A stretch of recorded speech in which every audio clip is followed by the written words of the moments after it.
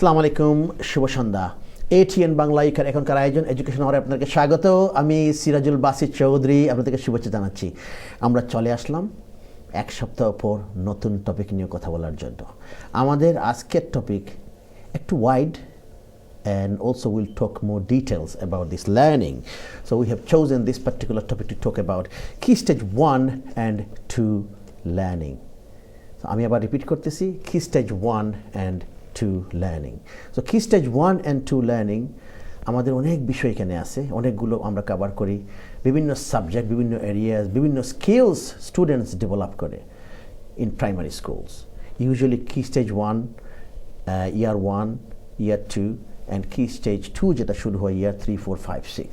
So if you have any children in key stage 1 and 2, you can make any phone call. If you want to ask any questions, I have got fantastic two experienced teachers are sitting with me today to give any suggestions, any ideas, any kind of question they can answer about learning, children's learning in key stage 1 and 2. So আমাদের আজকের topic key stage 1 and 2 learning. We are broadcasting this today Education Hour live on Sky Channel 779. At the same time, we are on Facebook and our website www.atnbanglauk.tv. আসুন তাহলে পরিচিত হই আমার দুজন সম্মানিত অতিথির সাথে। On my right, very experienced teacher from a primary school in Tower Hamlets, Patrick Johnson, key stage 1 teacher. Good evening. Good evening, good evening. How are you today? I'm very well. How are you? Well, I can see you are very good. You are smiling. After a whole day of work, you are sitting with me. Yes, excited to be here and thank you for having us on. Oh, excellent. It's my pleasure and welcome to Education Hour. Thank you. On my left, another very experienced teacher sitting with me, year 6 teacher, and I mentioned key stage 2, year 6 student, they are in key stage 2. So, good evening, Jonathan Daniels. Good evening, how are you? I'm fine, thank you. How are you? I'm very good, thank you very much. Oh, you are also smiling. I can see you're very happy after Absolutely. a whole day of work. Always happy. Always happy. Good. Yeah?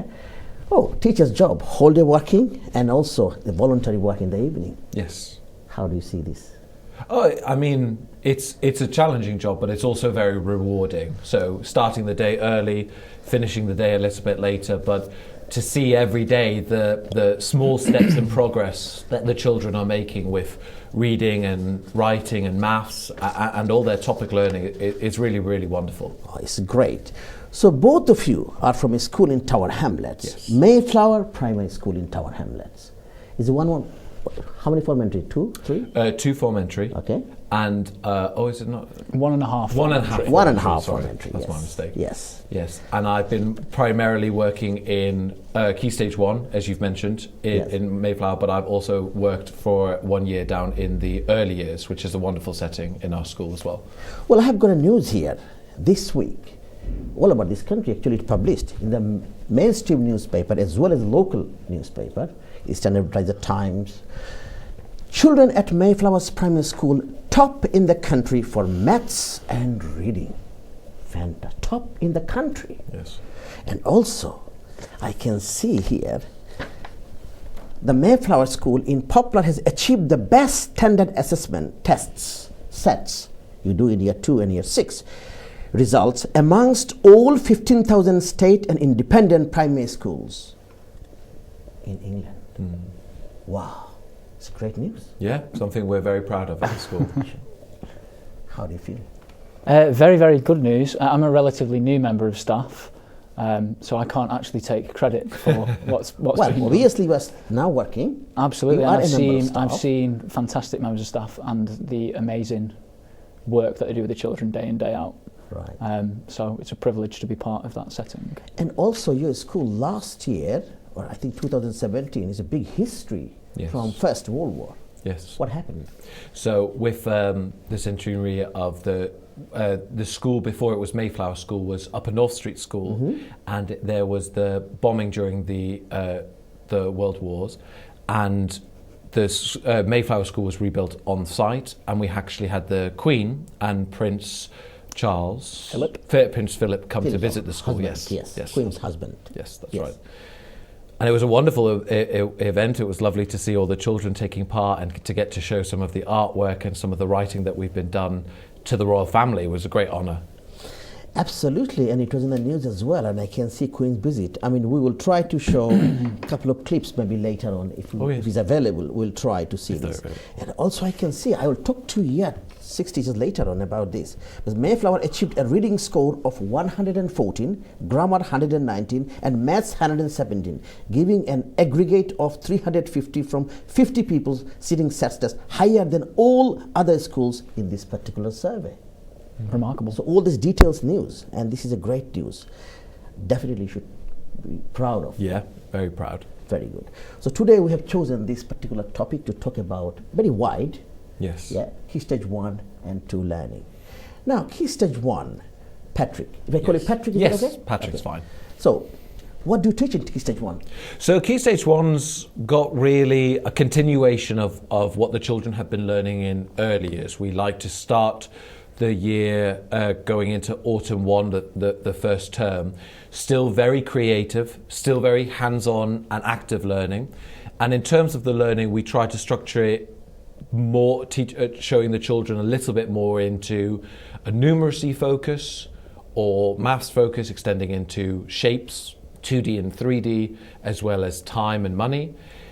We have our literacy focus, which could be working on one of our stories, because we're a storytelling school, so we like working from a focus I'll ask you about story. that. What does it mean actually Yes. later on probably? So we work from a story focus and building our writing from learning that story.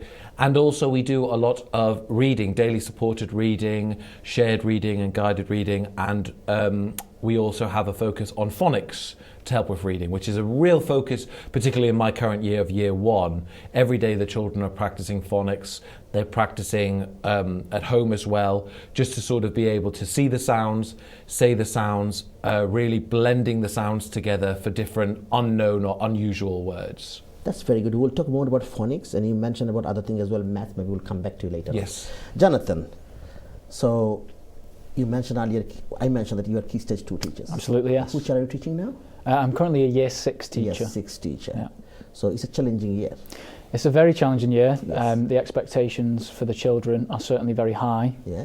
And it's about supporting them through that and trying to make sure that they can achieve their best Okay. by the end of the year. So how many children are there are in Year 6 in your school? I think across the cohort we have 50 in total. Right. We have 25 in each class currently. Okay. It's a very diverse group of children Right. That's very good. from all kinds of backgrounds, which is obviously a brilliant experience for some people. Okay. So would you like to tell us a bit about your curriculum you teach in Year 6 or Key Stage 2? Well, I mean, across Key Stage 2 it really does vary Mm-hmm. because it's a huge age span, obviously from Year 3 to Year 4, Year 5, Year 6. Children grow up so much within that time frame. So in Year 6, it'll be very different to what Patrick's teaching in Year 1. A lot less kind of concrete resources would be used. And generally, we'll cover similar topic areas, but obviously the progression is there and the skills that are expected are of a much higher kind of level. Yes, definitely we'll talk more about, obviously there are core subjects as well as foundational subjects you teach in Year 6. And as Patrick mentioned, you start sort of practically of teaching from reception towards Year 1, Year 2, and they gradually, once they develop that skills, they go towards Year 3 and Year 4 and Year 5 and 6 obviously. On that note, can I take a call? Yes. আসসালামু আলাইকুম দর্শক, পরিচিত কোনো মন্তব্য, কোনো প্রশ্ন? You're live on air ATN Bangla UK. Hello. Hello. Sorry, caller. আপনারা যখন ফোন করবেন, please make sure your television volume is completely mute, and then you talk to us, please. Thank you very much for your call. You can try, you can ask any question about children's learning in Key Stage 1 and 2. We are covering a lot of, and maybe these two experienced teachers are going to give lots of good tips to parents. If you would like to ask any question, or any students, if you would like to ask any question, because the school they came from, we already mentioned the best result they did this particular year, well last year actually. আমরা কেন একটু বাংলায় বলি আপনাদের দর্শকের জন্য, Mayflower school থেকে দুজন টিচার এসেছেন, পপুলার মেফ্লাওয়ার স্কুল গত বছর, এইবার এই গত সপ্তাহে নিউজে এসেছে যে এই দেশের 15,000 স্কুলের মধ্যে নাম্বার 1 যে সেটসের যে Year 6 এর যে রেজাল্ট হয়, এই সমস্ত রেজাল্টগুলো আসছে এখানে। এবং এটা আপনার লোকাল নিউজ পেপারে দেখবেন, এটা একটা প্রাউড, বিশেষ করে টাওয়ার হ্যামলেটসের জন্য আপনারা যারা থাকেন, আপনারা যারা প্যারেন্টস আছেন, যারা স্টুডেন্টস, যারা guardians and member of staff obviously and governors and other people around the area they are living in is very good. Okay, you are live on air ATN Bangla UK. Hello, good evening. Hello, Assalamu alaikum. Darshak. Hello. Sorry. When you call, please make sure you stay online, and then if you want to ask any question, please do. Thank you. We have two callers on the line, but the line being cut off anyway. Now, we mentioned about key stage 1 and 2 learning, and you mentioned earlier about the phonics. Yes. I'm very interested to know more about phonics, because phonics, okay, tell us more about phonics. We would hear, and why is very important Yes. to teach phonics in early years. Yes. Well, with the building of the school, and we're a school with a very high percentage of children who are new to learning English, and as we know, English can be a very tricky language when you're coming at it from a knowledge of an existing language. I myself am my first language is Danish, so I learned English at school, and I remember coming to it being, oh, this doesn't really work, and how do you read these words? Well, what we've really broken it down to is, in early years, there's a high focus on high frequency words, Right. words that we're using every day.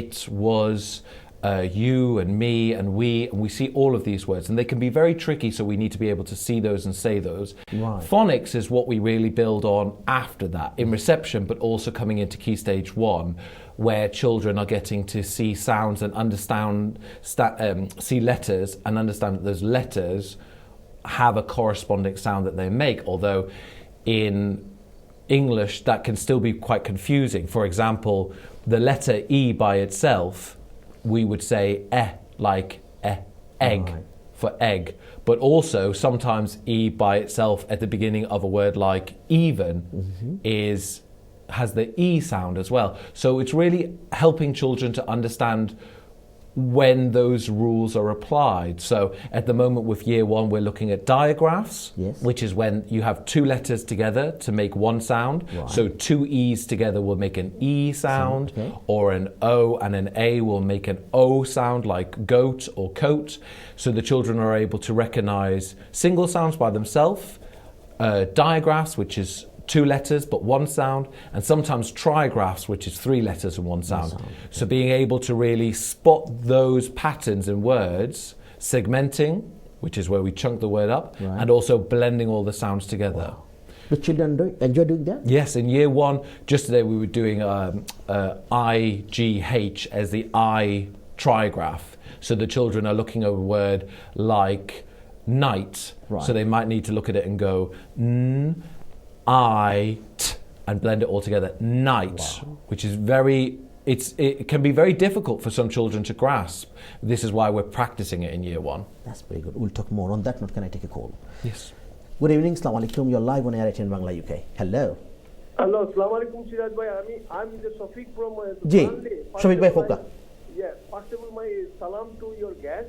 Yes, sure. And, I'd like to talk about the primary school. Yes, please. Primary school, আমি আপনার বাংলাতেও কইলাই জি।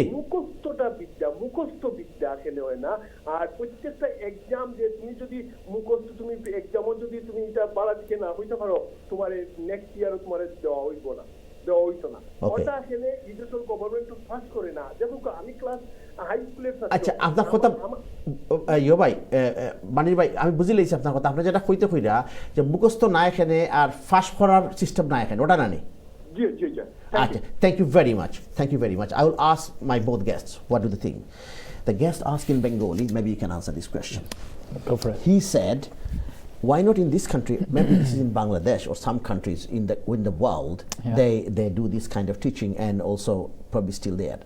Why not children in this country, they memorize things, they don't memorize much. Why not they memorize stuff, and at the same time, why not they have exam every year, so if they can't do good, they can stay and they can learn more, or those kind of, he tried to sort of, So essentially he's asking whether they should be able to resit. that's sort A of, year. in your primary school. Why not? I think it's a good question. I think what child really would want to stay behind a year and sit along people or children that are younger than them. I think it would personally for me, I think it would be unfair to keep a child going back. with younger Absolutely. children, yes. So for us, the kind of emphasis would be on putting that intervention in place early on, Right. so that they are their progress is boosted. Absolutely. I wouldn't want any of the children in my class to Going think, with- all of my friends are going to high school next year, but I didn't pass my SATs, so I can't go to high school. Go to high school.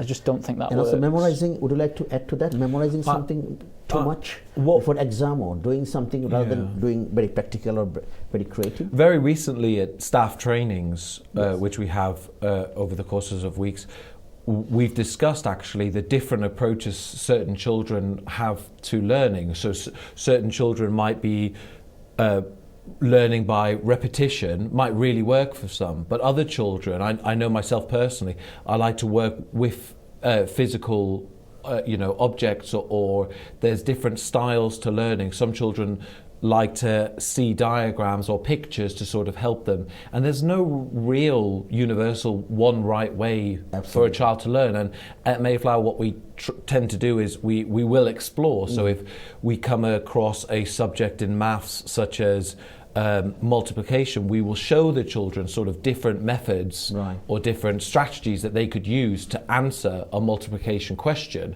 And then from learning that strategy, then maybe we could branch them into other possibly quicker strategies. And also some of the areas, probably like a times table, they can learn, they can memorize, but they cannot learn a story to sort of memorize the story and write the story, that sort of thing. Yeah, there has to be kind of a creative influence in that, doesn't there? It is. And in terms of memorising things, if you actually look at the Year 6 SATs, what they need to know is almost extraordinary for children of their age. So they have to have memorised formulas, methods to be able to actually answer questions. Reasoning. Yeah, they do some. So Shafiqul bhai Barney আপনি যে phone করছেন তাই না কইছে memorise হতে কিছু কিছু জিনিস করা যায় কিন্তু সকল জিনিস তো মেমোরাইজ করাইলা যায় না কিছু কিছু জায়গা হয়তো একটা গুড কোয়েশ্চেন আপনি কইছেন আর পরীক্ষার যেটা কইছেন যে বাচ্চা যদি এটা ফড়িয়ে আবার শিখতো আবার যাইতো অন্য ক্লাসও এটা হয় কি একটা বাচ্চা ইয়াং গুরুতার লগে এসে থাকবো তার একটা পিয়ার গ্রুপ আছে একটা বয়সের একটা আছে জিসিএসসি টাইম দিতে পারতো না এটা একটা অসুবিধা আছে আর কি নিয়মিত সাপোর্ট দেওয়া প্রত্যেক বাচ্চা ধরে এবং সাপোর্টের মাধ্যমে কিন্তু চেষ্টা করো ইয়ার 2 বাচ্চা যাতে ইয়ার 2 স্টাফ জিনিস করতে পারে আর কি ইয়ার 3টা করতে পারে চেষ্টা করে এক্সট্রা সাপোর্ট দিয়ে ওটাও টিচারগুলোর ডিউটি কিন্তু এটা হয় দুজন বাচ্চারে বিভিন্ন সাপোর্ট যেটা লাগে এটা দেওয়া হয় আর কি so thank you very much So I just translated what you answered about this person's question. Now if I come to you, Jonathan, in year 6 in maths, we'd like to hear how many areas of maths do you cover? I mean, obviously, you don't have to say everything. I'm talking about the big chunk like shapes and space and additions. Okay, so there's a huge weighting, I would say, in year 6 on and in year 2 as well on number. Number skills and being able to answer multiplication, division, addition, subtraction fluently is a huge part of the curriculum. Alongside that, obviously we have a lot of fraction work that we do. We have to do different methods with fractions. We're looking at percentages, decimals, and obviously then we move on to shape. Looking at within that actual concept, we're looking at perimeter, area of triangles, areas of rectangles, and then even looking at compound shapes where you've essentially got two shapes that have been put together. But in terms of areas, it is huge. The kind of what we have to get through in the year, it's a tough ask. And also, is problem solving in maths important? It's essential. And reasoning? So if you look at the end of the year, they're given 3 maths papers. The first paper is arithmetic. Now I would say most year 6 classes before Christmas are aiming for all of their children to be able to sit that arithmetic paper now and move away from it, because then you've got 2 reasoning papers and they're essentially being able to take what they know and apply it into problems, which is a real difficult thing. Actually understanding the question and then being able to apply what you know into it is a real skill. That's great. So we are talking about Key Stage 1 and 2 learning. In a minute we'll go to the break, and after break when we come back we'll talk more about maybe one thing is good for parents. We'll talk about Key Stage 1 and 2 sets, because sometimes parents ask what sort of areas or types of skills children should develop in order to answer questions in sets or reading comprehension or so many, different math skills as well as, grammar skills. We'll talk more. And also, I'm very interested about your school. You mentioned about a storytelling school. Yes. And you need to tell us what is this particular skills when we come back from break, and we'll talk. And it's great to have both of you from Mayflower, because as I mentioned earlier, Mayflower is the best school in terms of the result in the whole country, in this country. And this is, it's a great news for Tower Hamlets, Yes. and particularly for the parents in Tower Hamlets. প্রিয় দর্শক, আমরা কথা বলছি আজকের learning, কি stage 1 and 2 learning, এই বিষয় নিয়ে কথা বলতেছি। আমাদের একটা ছোট্ট বিরতি যেতে হবে, বিরতির পর আবার দেখা হচ্ছে, আমাদের সাথেই থাকবে। প্রিয় দর্শক, বিরতির পর আবার এডুকেশন আওয়ারে আমরা কথা বলছি আমাদের আজকের টপিক কি stage 1 and 2 learning.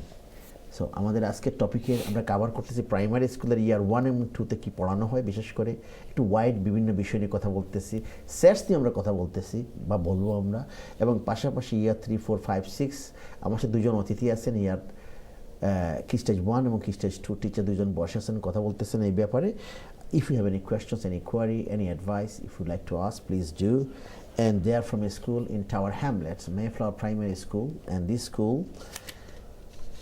did excellent result, the best result last year in sets in the whole country. Englandের মধ্যে 15,000 স্কুলের মধ্যে নাম্বার 1 সেটসের রেজাল্ট। এটা টাওয়ার হ্যামলেটসের জন্য it's a very proud thing, and for obviously these two teachers that are sitting with me, as well as parents, guardians, staff and children in Mayflower and in Tower Hamlets. So আসুন তাহলে আমরা আবার কথা বলি আমাদের topic নিয়ে। On my right, Patrick, welcome back, Patrick Johnson. Thank Johnson. And also on my left, Jonathan Daniels, welcome Hello. back. Thank you very much. Okay, after a short break, we have been talking about so many things in Key Stage 1 and 2.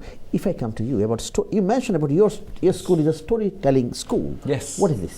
So Mayflower is not the only storytelling school. There are many storytelling schools, even in Tower Hamlets. But it was something completely new to me when I came to the school. So it was very interesting learning from a school that had been doing it for a very long time, and we sort of introduce every topic of learning. So every half term, so 2 in the autumn term, 2 in the spring and 2 in the summer, will start with one story. It will all be traced back into one book or one story. So in early years we may start with Jack and the Beanstalk or Little Red Riding Hood, and from that we build a lot of the learning. So in year 1, at the very beginning, I'm in Jane Ray class, named after Jane Ray, who's one of our class artists.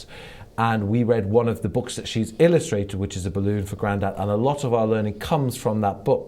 So what we usually start by doing is hearing the story. The children will always hear the story first, so they will be told the story by the members of staff. Then what we will do is we will map the story, and that's usually quite a group activity. The class we make a map together, so we sort of use pictures for each part of the story, not necessarily each page, but like sequencing the story. And then we might learn that sequence. We might look at the map to help us learn the sequence with actions, with different keywords. Maybe there are words as teachers we really want the children to learn or focus on. Maybe we can differentiate, so we want some of the children to really have this phrase and some of the other children can just use certain words. And then once we have mapped the story, once we have learnt the story, we could step out the story, we can make it very, very physical and speak the story, and then do some deepening activities. I've seen lovely work with Goldilocks and the Three Bears, and early years they do sometimes picnics outside, sometimes parents are invited in, so they really deepen the children's understanding of the story. And then when the children know it, then we might do an activity such as writing about the story. Maybe writing the story, maybe writing a letter from one character in the story, or writing a report if it's on if our story is about frogs, we might look at actual frogs and maybe write a fact file or a non-chronological report about them. So a lot of the written work we do. So you cover different genre through this story writing process. Is that right? Yes, and through each year, through Key Stage 1 and Key Stage 2, we cover lots of different plot types. So there may be plots where there is a quest where one character is having to go on a very long journey, or maybe an overcoming the monster plot. So a lot of books that we might have at school or parents might have at home as well with their children. That's very good. On that note, can I take a call? Hello, Dashak, good evening. Assalamu alaikum. You're live on ATN Bangla UK. কথা বলুন আমরা শুনছি। Hello দর্শক কথা বলুন আমরা শুনছি। দর্শক আপনারা যখন ফোন করবেন please make sure sorry we lost the caller, please do make phone call if you have any question, any query, anything, or any suggestion, any advice about key stage 1 and 2 you can give over the phone. Thank you very much. Jonathan, Hello. year 6, as I said earlier, and you also agreed, very crucial year for students. They learn so many things, and you mentioned about few things. So during year 6 sets exam I'm talking about, obviously it happens every year in May, am I right? Yep, usually at the beginning of May. So I'd like to know two things from you. How do you prepare the students or peoples or children, you can say, to do their sets exam, or what skills do they develop, and what are the areas do you cover? Well, so let's talk initially about what the actual papers are. So they're given 3 papers, 3 maths papers, sorry. Right. A reading paper. Right. Then they have a spelling, punctuation and grammar, which we call SPAG paper. And then they actually have a separate spelling test on top of that. Right. In terms of maths, obviously we're covering what we need to cover already in terms of getting them ready for those exams. We focus on arithmetic at the start, so using the 4 operations fluently. And then So we what move, are they? Just for so addition, subtraction, division, multiplication. Good. Once we've got those operations down and we think, okay, they know the formulas, then we move into more of a reasoning and problem solving based kind of approach. So do they use their skills in reasoning and problem solving? Absolutely. What they have learned? They have to apply what they've learned into questions, essentially. So they have to read the question, understand the question, and then apply that knowledge, which is a difficult skill. So they do two reasoning papers like that. The reading is a very, very difficult paper. Why? So difficult?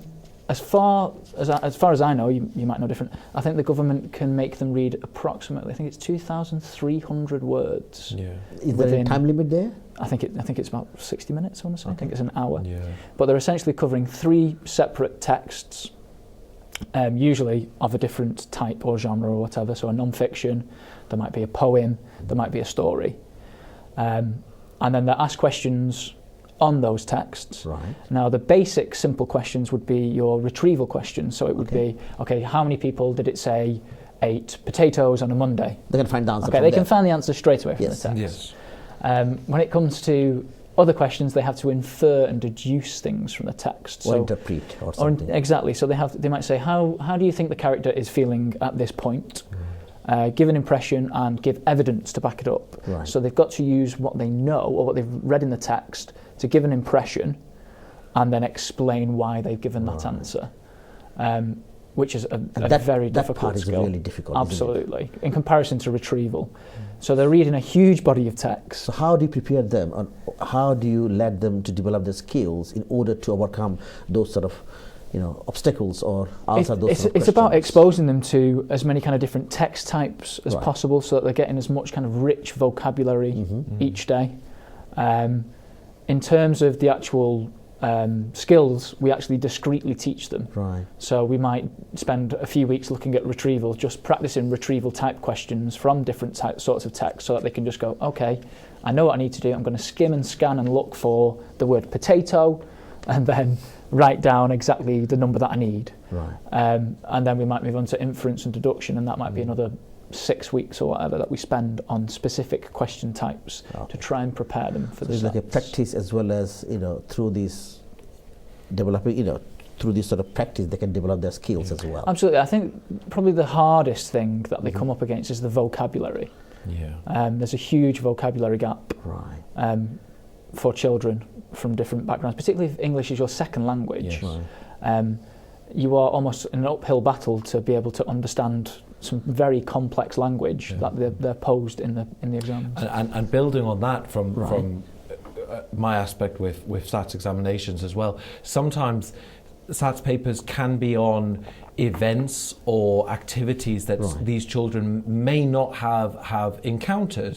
I remember there was I think it was a practice paper about going to a seaside carnival with different rides on it, and some of the children that I was teaching have not been to the seaside. They've really lived in London almost their whole lives. So although in Mayflower we try to take them on many trips and go to lots of the opportunities that London has to offer, there are some that, although last year so I believe the year 4 children and year 5 children did take a trip to the seaside, which was very exciting for them, there are some papers where there's almost the assumption that the children have a set experience and, as John said, set vocabulary that they've learned almost outside of school. So it can be very tricky if they don't have those. If they come across a paper talking about roller coasters and they haven't been on a roller coaster, or they're asked to write what a character might be feeling, and they've not felt those experiences themselves. I'm not saying that we need to take all our children on roller coasters, but in like a real life situation, isn't it? yes, exactly. Absolutely, yeah.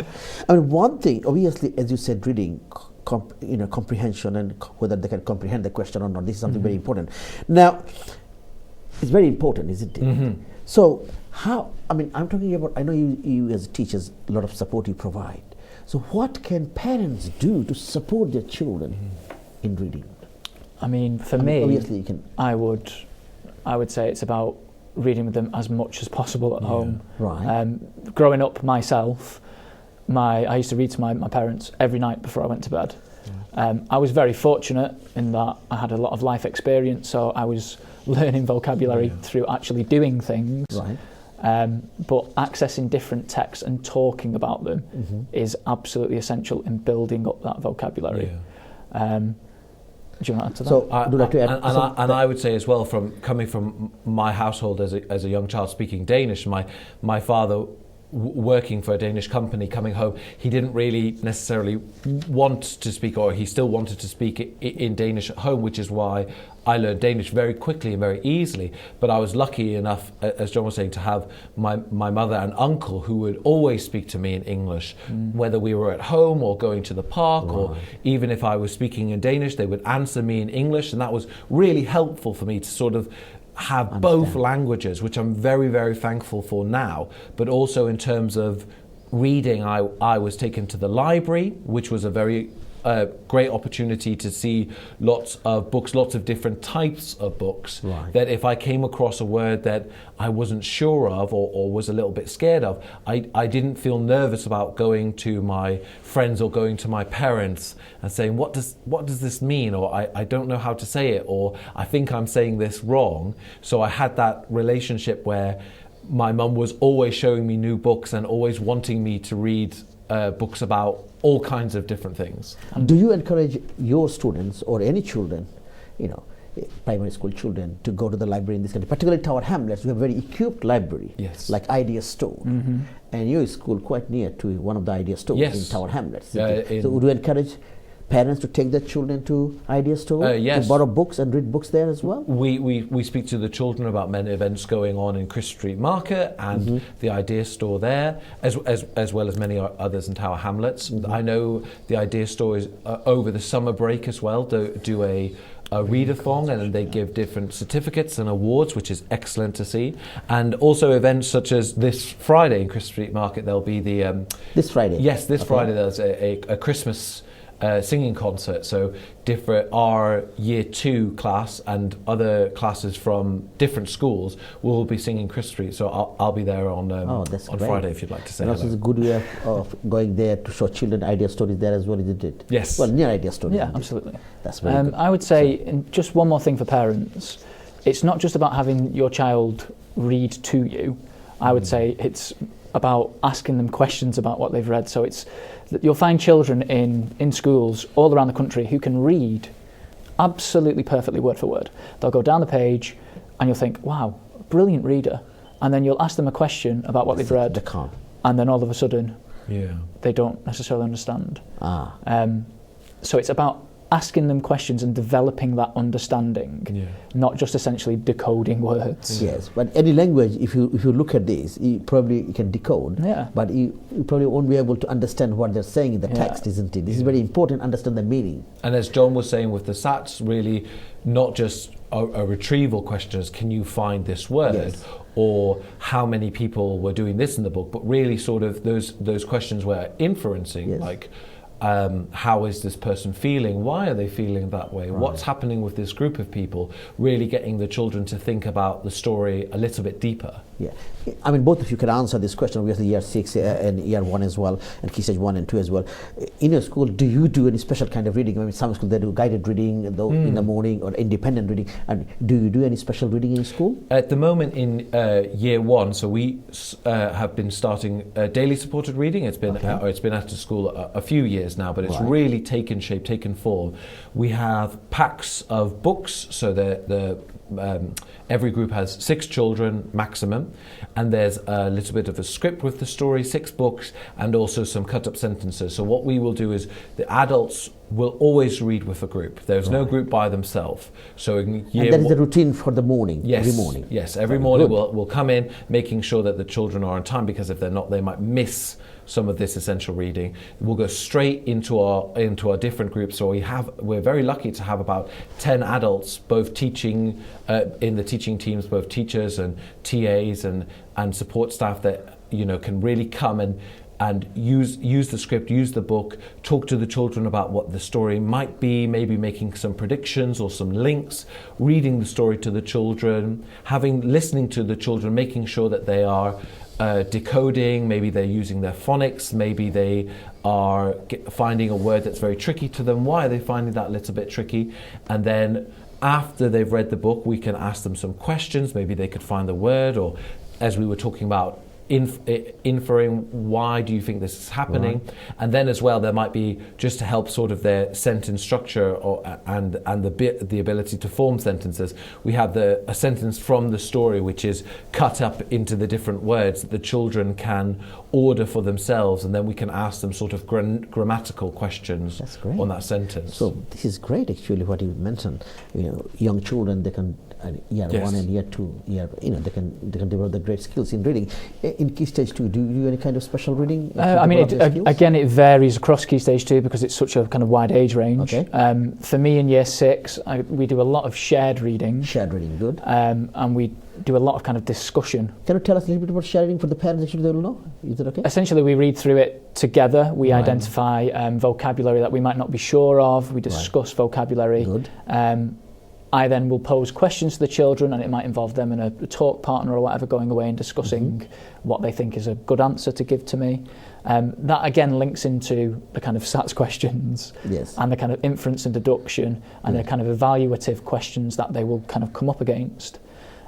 We do spend a lot of time looking at vocabulary because we've spoken about the kind of gap, and I think that's probably the key area that we really try and push for our year 6 children, because we don't want them to come to be faced with words that they don't understand at the end of the year, because that could really hamper them. I mean, in terms of writing, do you think reading helps children, in their writing? Oh, absolutely. They do. Absolutely. Can you give a few examples on how? It's fundamental. It's absolutely fundamental. If you look at kind of research into how we spell, how we can be creative in our writing, it all points to one key source, and that is reading. Reading helps across the board.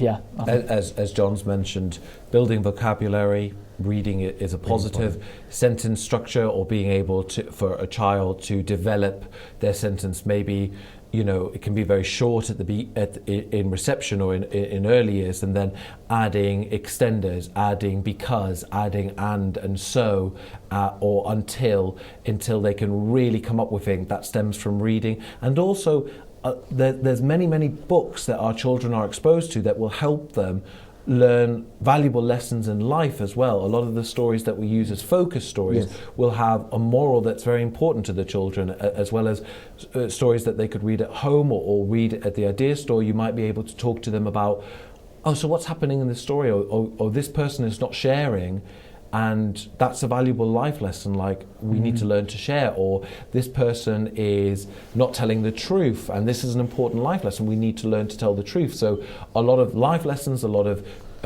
grammar, a lot of vocabulary is all stemming from reading. We will go to a short break. Okay. And we'll come for the final segment to discuss a couple of things. But one thing is in my mind, maybe you can think about. I mean, obviously, a lot of our parents watching program, Education Hour, sometimes children watch as well. So obviously, as you mentioned, many good things about reading, about the tests, about the support you provide, about encouragement and other things. So maybe in terms of, I mean, some parents mention sometimes about homework.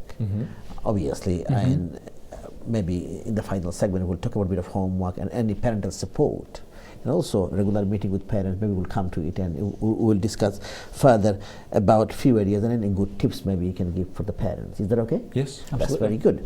So, প্রিয় দর্শক, আমরা কথা বলছি আজকের topic কি stage 1 and 2 learning. আমরা বিভিন্ন বিষয় কভার করতেছি, ব্রডলি আমরা কথা বলতেছি। We are talking about in general what sort of areas do teachers cover or teach in primary schools, maths, English, and particular skills, reading, writing, SATs exam in year 2, year 6, এই যে বিষয়গুলো, তো আমরা এগুলো cover করতেছি। at the same time this particular school in Tower Hamlets, Mayflower Primary School, দুইজন teacher এসেছেন, very good experienced teachers, and they are sharing different skills children can develop through their learning. But particularly এই school কিন্তু এইবার এই দেশের মধ্যে first হয়েছে সেটসের মধ্যে আর কি। আমাদের একটা ছোট্ট বিরতি যেতে হবে, বিরতির পর আবার দেখা হচ্ছে, আমাদের সাথেই থাকবেন। প্রিয় দর্শক, বিরতির পর আবার এডুকেশন আওয়ারে আমরা কথা বলছি আমাদের আজকের টপিক কি স্টেজ 1 and 2 লার্নিং। রিপিট করতেছি, কি stage 1 and 2 learning is a broad area, but we have been covering so many areas in curriculum, particularly in primary school, year 1 থেকে শুরু করে year 6 পর্যন্ত। It's a great privilege and honor to have two very experienced teachers with me today in my panel, and I am talking about so many different things. They have been covering the areas of curriculum, the skills, some good tips they are giving. They talked about the storytelling, phonics, different things, and reading is one of the very important items, I would say, in curriculum, and children need to do reading from very early age. We talked about the library as well. If you have any questions, any query, anything, if you can phone us, ask any question, any suggestions would be appreciated. Thank you. So welcome back, Patrick Johnson. Yes. Welcome back. And Jonathan Daniels, welcome back. Thank you very much. We have been, thank you very much for your contributions, a great contribution. Now I have a few things to ask. Before break, actually, we started talking about the parental support, and it's very important, isn't it, for the children's education. And you, a couple of times, mentioned about your parents as well. Yes. This is great to hear. It's like a role model from a teacher, and who, you know, is taking this on board and telling to other parents as well. So this is very good. Do you have regular parents meeting, like beginning of the year? Do you talk about children's strengths and areas of development? Do you talk about that? Absolutely. So we had our parents' meetings early Couple of November. weeks ago? Yeah, early November, where obviously we discussed what we've seen so far, Right. where we think children are doing really well in, and then also our kind of areas for improvement that we want to look into. And making sure that you're having those conversations with your class teacher or your child's teacher is really important for the development of your child. Yeah.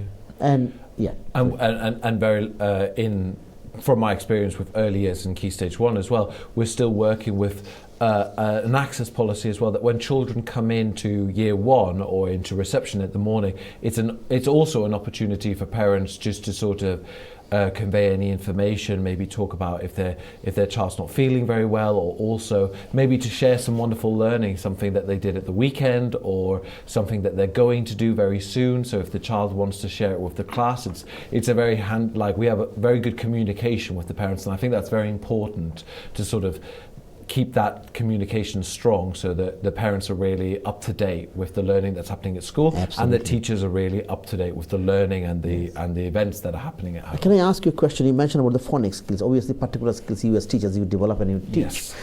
Can parents teach phonics to the children? Well, from my last parents' evening, I was speaking to to my parents saying that it's not necessarily as difficult as a lot of them think. I know at school we have lots of cards or packs or words that the children might tell their parents about, but it could be as simple as when and all these, exactly, yeah, and it can be as simple as when they're reading with a child, just sort of, or reading even to a child, getting to a particular word that they feel confident their child might be able to decode, so they could sort of slow down or ask the child, what does this word say, and how do you know it, or how can I figure out this word? Or maybe if that's a particular challenge for the children, you could go even a little bit slower, so we could start looking at a word and just go like, look at these sounds, l, o, k, look, and like asking the child to blend together, so you as the parent could be reading with a child and slow down and say each sound of the word, and then ask the child to put all of those sounds together. We say blend it together, so the child is participating in the reading. They're not just the audience anymore, they are reading with the parent, and the parent is reading with the child. Excellent. which will really help the learning. This is very good. And this is the way actually you encourage your parents and children as well, isn't it? This is great to hear that. Now, homework. Sometimes parents, I have heard in different places, they mention about homework. So what kind of homework do you suggest, or in school do you do for, I mean, primary school obviously is not a secondary school. You have to do so much learning at home because they have got so many other things to do, like hobbies and interests and other areas of their own life. So what kind of homework do you suggest? It would vary from school to school in terms of how much a child will get in terms of homework. Every school has their own kind of homework policy. Yes, yeah. Our policy is 30 minutes reading or 30 minutes reading every single night, because we want to encourage that kind of goodbye habit before they go to bed.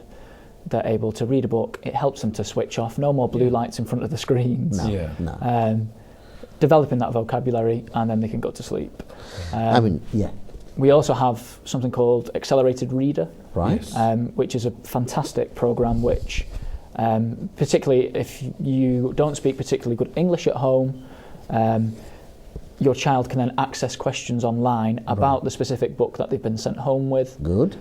And that can help develop that kind of inference and deduction also, skills. Earlier you mentioned about the comprehension skills. That's the way they can develop the skills as well. That is all about making sure that they've understood what they've read. Absolutely. And then obviously we get the information back, how they've scored on a particular book. Yeah. And then we can do something with that. We can inform parents. We can target an individual text or text type in class. So it's a fantastic resource for us to have. Yeah. So as John was saying, that's a very handy skill for teachers to have, rather than having to listen to lots of adults all saying, oh, my child is struggling with this, or they're finding this very easy. We can sort of see from Accelerated Reader that, when we read a non-fiction book, there are a lot of children getting these sort of comprehension questions wrong. So I will address that, and I will plan for that in our next week's shared reading or a reading session, so we can really sort of get that data from home and use it at school, and also maybe set something up at school where we might ask those children, like when they come in the morning in year one, they might change their books. So we're sending books, they're absolutely encouraged to get books from the idea store and books at home, but also there are books at school that the children, every morning my class will come into the classroom, they go to their tables, they've got a box of books on their tables that they can choose from. So they might take last night's book and put it back. They might write it in their little log saying, I enjoyed this book, or this book was very funny, and then they can take a new book for the night. So they've always got a fresh book in their book bag ready to read. And then when they take that home, they can work with the parents as well and bring that back.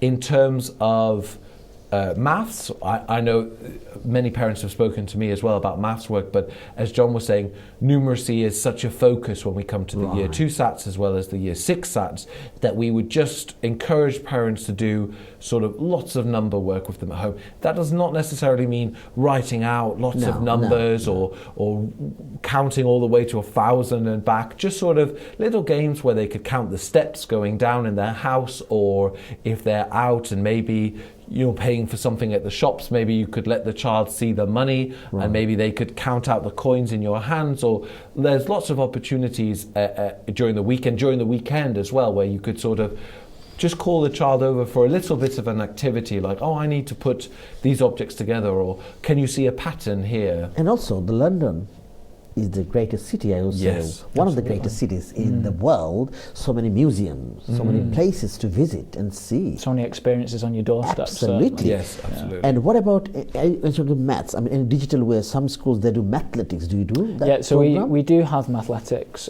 which allows teachers obviously to tailor Right. learning specific to an individual child, or it might be for the class. Right. Again, like Accelerated Reader, it's an opportunity for us to send something home, which obviously can be supported by parents or guardians. And then the data that we get back from that can then inform what we're going to teach later on in the week or tomorrow or whenever. Yeah. We've covered so many areas in maths and English. Now, other subject do you do in school? Any foundation subject? I mean, would you like to mention any about foundation subjects you teach? So General, we like topic rotate, areas? don't we? We rotate Yes. topics between Right. kind of geography, history and Right. science. Yeah, Yes. Good.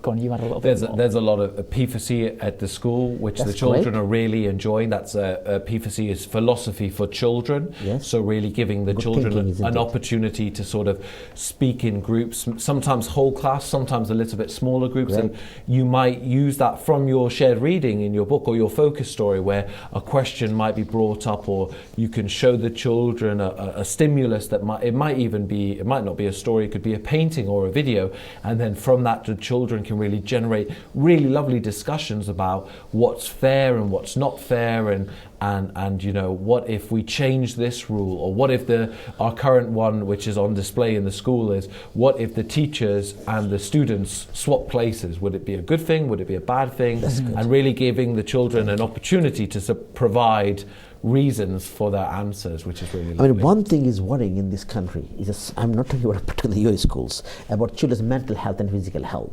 The way the children eat, and they, you know, Yes. in this country, sometimes they don't take healthy eating as sort of in their first priority. I'm talking about the parents. Sometimes I'm not saying all the parents provide food, and the way the children are growing up in this country. There was a research actually I just read a couple of years ago. If we don't intervene for good healthy, provide for good healthy eating, by year 2015, 9 out of 10 children would be obese. It's very worrying news. I mean, in your school, do you provide any breakfast club? Yes. Yes, we do. Or do you have any policy for providing healthy option, healthy lunch, healthy breakfast? So at school every day, there's fruit and vegetables available. Today, I believe we had some bananas and carrots available for children going outside to play. In the classroom, there might be some more fruit. Some classes have fruit bowls and also bagels cut up, which the children have access to, as well as their water. But breakfast club is where it really becomes important, because it's one of the most important meals of the day, to just Good fill start up a in the morning, breakfast, isn't it? have all those nutrients, like a full belly, ready for the mind to work, ready in the morning. And also, as soon as you get home, then when your body is tired, when your brain is tired, when you've learned everything at school, you can come home and have a lovely meal then. So those two meals are very important. But Breakfast Club is available to children, all children at Mayflower School, to come in the morning, and it makes sure that they're there on time. It makes sure that they've had a nutritious breakfast and that they're ready to start their learning. Excellent. This is very good. Breakfast Club is very, very important. Now, in terms of events, celebrations, and other, obviously there are religious celebrations as well as different events. So in your school, do you celebrate? Do you provide the facility for children and parents as well, like Christmas, like Easter, like Diwali, like? So in our RE topics, we cover a lot of religious celebrations through the year, and we will have an Eid party later, and we talk about Chinese New Year after the New Year, and also going into Ramadan. We speak about this with the children so they know, and also talking about Guy Fawkes Night very recently. And that brought a plot, isn't it? Yes, that's very good. And what's happening, all the current events that are happening. Excellent. Now this one is very important. Actually, I feel strongly. Do you? I mean, both of you can add on with this. Do you think developing extracurricular tasks alongside their academic education is very important? I think it's absolutely. And if you think important, how do you support or provide? Do you provide any kind of? Do you encourage your children to? I think it's fundamental, isn't it? When we're talking about kind of the mental health crisis that's going on. Yes. And something that really helps and address it is things like exercise, communicating with people, being around other people and socialising, talking to people. So it's something that is definitely encouraged in our school. We have all kinds of clubs and activities that children can get involved in, from table tennis club, table tennis, animation club, that's a fantastic club. Eco club, where the children are learning about recycling. Environment, so isn't it? it's not necessarily just sporting activities, but as John was saying, a lot of opportunities for the children to just sit and communicate, and that's a lovely opportunity for the friendships to really grow, because during interaction and absolutely. And also, one thing is very important for developing or exploring their hobbies and interests through this extracurricular task, isn't it? Oh, yeah. Academic study they're doing in school, and as you mentioned, your school, you provide these facilities like different kind of clubs, different kind of after school activities or lunchtime activities. This is very good for the children, and particularly, as you mentioned, mental health is very important to look after. We've got 5 minutes to go. We'll ask a couple of more things. Obviously, I will ask first of all to you, any good tips for the parents or the children? I mean, I'm talking about the guardians, anybody's watching program. Yes. If someone is in key stage 1 or year 1, year 2, I'll ask for key stage 2 anyway. What sort of good tips can you give to the guardians and parents so that they can give more positive? I'm not saying just every day you have to read or you have to do this. It's not a rigid sort of, at home they need to do many other things. Yes. As I mentioned, they need to explore their hobbies, interests, extracurricular tasks as well. Maybe there are children that go to faith school as well to develop their other things, isn't it? So what do you think? I think we've already spoken about the importance of reading at home, but alongside that is really communication, and that's very important with the child, that the child's got an opportunity to really speak to role models at school, but also at home, so they can talk to a mum or dad or aunts and uncles or brothers and sisters about what's happened in that day, and encouraging that talk and giving it maybe a little bit of quiet time. As John mentioned before, some children in Tower Hamlets, they do seem like they just want to, when they come home, they want to go on the iPad. Maybe they're doing athletics, or they're doing accelerated reader, or they might be doing a game that's got lots of counting, and parents might think, oh, this is very good because my child is learning, but they will do all of this, and it is very good at school, but it's an opportunity, a very rich opportunity for them to talk to parents and guardians about what their day was like, and that should be really encouraged by the parents and by brothers and sisters to sort of share what they've done today. And that's not easy, because there are some children who, once they come home, they are very tired and they are very hungry, and they might just want to go on their tablet, or they might just want to watch television. But it's very important that I would recommend parents take the time to sort of say, okay, we can go on the tablet for 50 minutes, or we can watch a little bit of television, but first I want to know, what did you do at school today? Absolutely. Did you go anywhere nice? And maybe as the parents, if they go to our Mayflower Primary School website, there's lots of tweets sent out by every class teacher about what's happening in year 5 and year 6 and year 1 and even reception, and you can look and go, oh, what's happening here? It looks like, it looks like you've been making lovely artwork. Can you tell me about which one is yours? And the teachers are tweeting that to open that communication with the parents and give them those opportunities. So it'd be lovely to see the parents take that on board.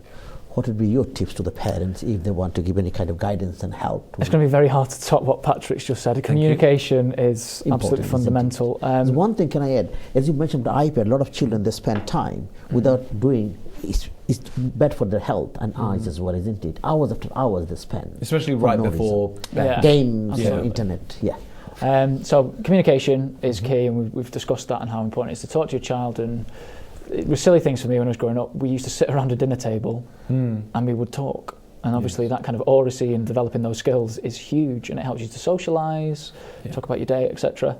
On top of that, I would say, as somebody that's kind of new to London, myself, go out there and experience things. I don't think there's probably not another city on the world where there's so much on your doorstep that you can go and do with your child.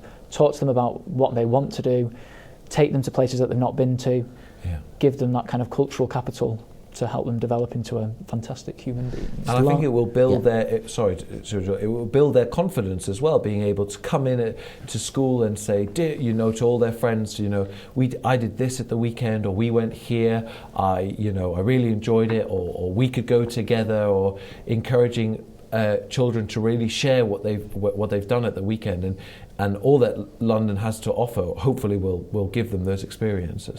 This is very good. You talked about so many things, and we are really, happy to have you today in Education Hour program. Last thing I would like to ask: safety is very important, and particularly the government is concerned about a lot of. I'm not telling primary school children, young children in school, secondary school. They have issues with knife crime and so many things happening. Youth. I mean, any kind of suggestions would you like to make to parents? I mean, I'm talking about what can they do in order to sort of support their children. I mean, you mentioned about the internet things. It's internet safety, a lot of things they are adopting. Any kind of good tips when they use internet? The internet's it's been very tricky to control a child's access to it. At this moment in time, we live in a capital city where children. You call it e-safety, Yes. E-safety. E-safety Yeah, is there. any kind of good tips Well, about e-safety? there's a lot of parental controls that they could Games and the for games enable, and also it's absolutely a good opportunity to talk to other parents about what they're doing, That's good. as well as we very recently, you've just reminded me, had our road safety at the school with Be Bright Day. So a lot of the children making sure that the days are getting very dark now, so that they're wearing maybe bright clothes when they're on their bicycles or on their scooters, or even just walking to school, that they stay bright, because cars do travel at quite a pace even at that early time in the morning. Thank you, Patrick. Would you like to add anything to that? I would just add that the children will probably already know exactly what they can and can't do online. Thank you, Jonathan, Daniel. Thank you very much for your contribution today. Pleasure. And thank you, for having Patrick us. Johnson. Thank you very much for it. Thank you. প্রিয় দর্শক, আমরা কথা বললাম, we talked about key stage 1 and 2 learning. আজকের অনেক বিষয় নিয়ে কথা বললাম, very wide, and particularly these two teachers that came from Mayflower, and they have given so much, to our program today. We are very proud, and particularly that school we are very proud of. The school last year they are the top in the country in terms of the SETS result. Mayflower School Tower Hamlets SETS এর গতবারের result যেটা হয়েছে এই দেশের মধ্যে, ইংল্যান্ডের মধ্যে number 1. So it's very proud for Tower Hamlets, very proud for the community as well. আপনারা আপনাদের বাচ্চাদেরকে খেয়াল করবেন, এই প্রত্যাশা আমরা বিদায় নিচ্ছি। সাপোর্ট করবেন and encourage করবেন and provide the facilities as well. So ভালো থাকবেন, সুন্দর থাকবেন। আগামী প্রোগ্রাম দেখার আমন্ত্রণ জানিয়ে বিদায় নিচ্ছি। আসসালামু আলাইকুম, শুভরাত্রি।